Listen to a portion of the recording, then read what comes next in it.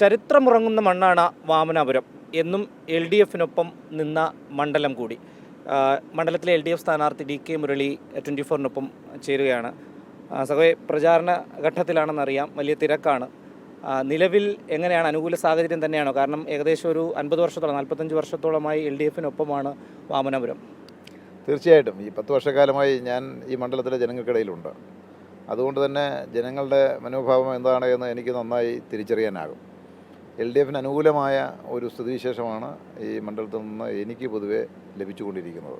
ഈ രാഷ്ട്രീയം തന്നെയായിരിക്കും ചർച്ച ചെയ്യുക, സർക്കാരിൻ്റെ വികസന പ്രവർത്തനങ്ങൾ, ഒപ്പം മണ്ഡലത്തിലെ വികസനവും. ഏറ്റവും എനിക്ക് തോന്നുന്നു വെഞ്ഞാറമൂട് മേൽപ്പാലം ഈ നാടിൻ്റെ ഒരു സ്വപ്നമായിരുന്നു. അത് കൊണ്ടുവരാൻ കഴിഞ്ഞു എന്നുള്ളൊരു ആത്മവിശ്വാസം ഉണ്ടെങ്കിൽ കൊണ്ടുവന്നിട്ടുണ്ട്. വെഞ്ഞാറമൂടിൻ്റെ ഗതാഗതക്കുരുക്ക് പരിഹരിക്കുക എന്നുള്ളത് ഒരു ദീർഘകാല പദ്ധതിയായിരുന്നു.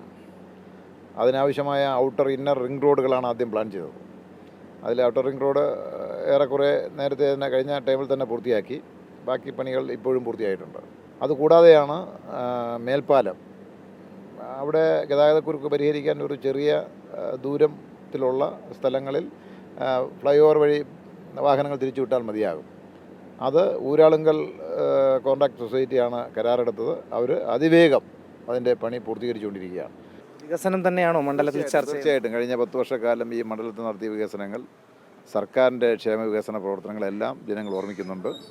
വീണ്ടും ഒരു LDF ഭരണമെന്ന് സാധാരണക്കാർ ആഗ്രഹിക്കുന്നു. നമ്മൾ ഇങ്ങോട്ട് വന്നപ്പോൾ ഒരാൾ നമ്മളോട് ചോദിക്കാൻ പറഞ്ഞൊരു ചോദ്യമുണ്ട്.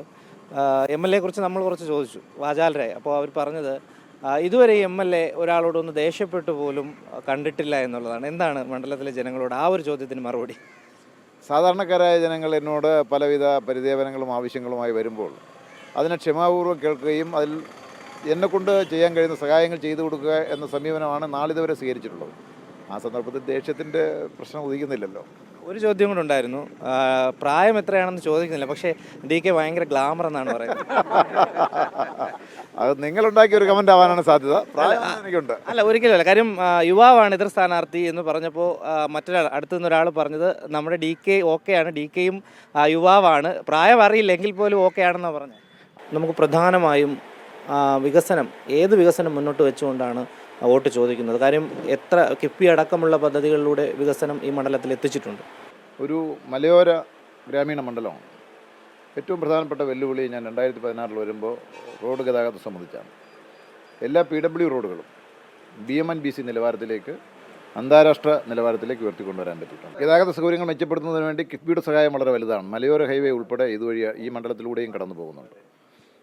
വിദ്യാഭ്യാസ രംഗത്ത് സ്മാർട്ട് ക്ലാസ് റൂമുകളും കെട്ടിട സമുച്ചയങ്ങളും എല്ലാ സ്കൂളുമായി ബന്ധപ്പെട്ട് വരുത്തി തീർക്കാൻ പറ്റിയിട്ടുണ്ട്. ആരോഗ്യരംഗത്ത് ഭൗതിക സാഹചര്യങ്ങൾ മെച്ചപ്പെടുത്താൻ എല്ലാ പ്രൈമറി ഹെൽത്ത് സെൻ്ററുകൾക്കും പശ്ചാത്തല സൗകര്യം വികസിപ്പിച്ചെടുക്കാൻ ഈ സന്ദർഭത്തിലായിട്ടുണ്ട്. ചില പുതിയ സ്ഥാപനങ്ങൾ കൊണ്ടുവന്നു. കളമച്ചൽ കേന്ദ്രീകരിച്ചുകൊണ്ട് ITI, കല്ലറ കേന്ദ്രീകരിച്ചുകൊണ്ട് UIT, പാലോട് കേന്ദ്രീകരിച്ചുകൊണ്ട് tribal employment exchange and career guidance centre. ഇതെല്ലാം തന്നെ നാടിന് പ്രയോജനം ചെയ്യുന്ന പുതിയ സംരംഭങ്ങളാണ്. അതുമാത്രമല്ല, NCCയുടെ ഒരു പരിശീലന കേന്ദ്രം കല്ലറ, അതിൻ്റെ ഫസ്റ്റ് ഫേസ് ഉദ്ഘാടനം കഴിഞ്ഞു. സെക്കൻഡ് ഫേസ് നിർമ്മാണ പ്രവർത്തനങ്ങൾ ആരംഭിച്ചു. തേർഡ് ഫേസും കൂടി തീരുമ്പോൾ ഒരുപക്ഷെ ദക്ഷിണേന്ത്യയിലെ തന്നെ ഏറ്റവും വലിയ ഒരു പരിശീലന കേന്ദ്രവും, ഇനി കേരളത്തിൽ ഒരു ദുരന്തം വന്നു പോയാൽ, ദുരന്തം വരാതിരിക്കട്ടെ, ദുരന്തം വന്നു പോയാൽ അതിന് ഒരു ഷെൽട്ടറായി ഉപയോഗിക്കാൻ കഴിയുന്ന രൂപത്തിൽ, ഹെലികോപ്റ്റർ വരെ ഇറങ്ങാൻ കഴിയുന്ന രൂപത്തിലാണ് അത് ഡിസൈൻ ചെയ്തിരിക്കുന്നത്. MLA ഈ മണ്ഡലങ്ങളിലൂടെ നമ്മൾ സഞ്ചരിച്ചപ്പോൾ ഈ ഫ്ലെക്സിൻ്റെയൊക്കെ മുകളിലൊരു വാചകം കണ്ടു, DK നമുക്ക് ഓക്കെയാണ്. കാരണം LDFന് ഇപ്പോൾ ഒരു വാചകമുണ്ട്. എന്താണ് ഇതിൻ്റെ മുന്നിൽ, ഈ ഒരു വാക്യം ആരാണ് ഇതിൻ്റെ പിന്നിൽ? സത്യത്തിൽ ഞാൻ 2016 ആദ്യമായി മത്സരിക്കുമ്പോൾ വെഞ്ഞാറമൂട്ടിലുള്ള എൻ്റെ ഒരു സുഹൃത്താണ്. അദ്ദേഹത്തിന് പ്രത്യേക രാഷ്ട്രീയമൊന്നുമില്ല. ഭാരത് സ്റ്റോഴ്സ് നടത്തിക്കൊണ്ടിരുന്ന ആളാണ്. അദ്ദേഹം മരിച്ചുപോയി. ആ കടയുടെ മുകളിൽ സ്വന്തം ചെലവിൽ DK നമുക്ക് ഓക്കെ എന്ന ക്യാപ്ഷനോടുകൂടി ഒരു ബോർഡ് വെച്ചു. അത് പിന്നീട് പൊതുവിൽ എല്ലാവരും ആ തെരഞ്ഞെടുപ്പിൽ അതൊരു ക്യാപ്ഷനായി പകർത്തി. എങ്കിലും ഇത്രയും വ്യാപകമായില്ല. പിന്നീട് ഏറ്റെടുത്തു, എല്ലാവരും കൂടെ ഏറ്റെടുത്തു. ഈ സർക്കാരിൻ്റെ വികസന നേട്ടങ്ങൾ ഒരുപാടുണ്ടായി. ഒപ്പം ചില വിഷയങ്ങളും ചർച്ച ചെയ്യപ്പെട്ടിട്ടുണ്ട്. ഉദാഹരണം ശബരിമല സ്വർണ്ണക്കൊള്ളയടക്കം. വാമനപുരത്ത് ഏതെങ്കിലും തരത്തിൽ ഈ സ്വർണ്ണക്കൊള്ളയൊക്കെ ഒരു വിഷയമായി മാറുമോ, ചർച്ചാ വിഷയമായി? ഒരു സാധ്യതയുമില്ല. ഈ അതിവൈകാരികതയെ ദുർവിനിയോഗം ചെയ്യുക എന്നുള്ളൊരു പ്രചരണ തന്ത്രം അത് UDFും NDAയും ഒക്കെ തിരഞ്ഞെടുപ്പ് കാലങ്ങളിൽ ഏറ്റെടുക്കാറുണ്ട്. പക്ഷേ അതിൻ്റെ പൊള്ളത്തരം വളരെ പെട്ടെന്ന് തന്നെ ജനങ്ങൾ തിരിച്ചറിയുകയും ചെയ്യും. 21 നിയമസഭാ തെരഞ്ഞെടുപ്പിന് മുമ്പ് നടന്ന പാർലമെൻറ്റ് തെരഞ്ഞെടുപ്പിൽ ഇതേ തന്ത്രം ആവിഷ്കരിച്ചിരുന്നു. പക്ഷേ 2021 ആയപ്പോൾ ജനങ്ങളതിൻ്റെ കള്ളത്തരങ്ങൾ തിരിച്ചറിഞ്ഞുകൊണ്ട് ഇടതുപക്ഷ ജനാധിപത്യ മുന്നണിക്ക് അനുകൂലമായി വോട്ട് ചെയ്തത് കേരളത്തിൻ്റെ ചരിത്രമാണ്. അതുകൊണ്ട് ഇത്തരം പ്രചരണങ്ങൾ വ്യാജ പ്രചരണങ്ങളാണ് എന്ന് ജനങ്ങൾ പെട്ടെന്ന് തന്നെ മനസ്സിലാക്കുന്നുണ്ട്.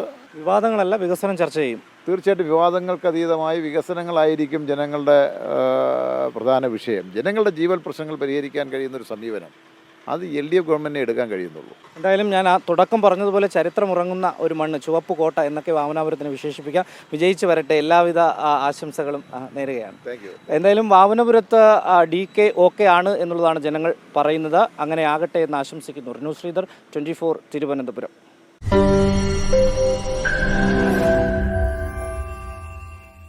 ലോകത്തെവിടെയായാലും ഏത് സമയത്തും 24 വാർത്തകളും ഓഗ്മെന്റഡ് റിയാലിറ്റി പാക്കേജുകളും എക്സ്പ്ലെയിനറുകളും വിശദമായി കാണാൻ ഞങ്ങളുടെ YouTube ചാനൽ നിങ്ങൾക്ക് സബ്സ്ക്രൈബ് ചെയ്യാം.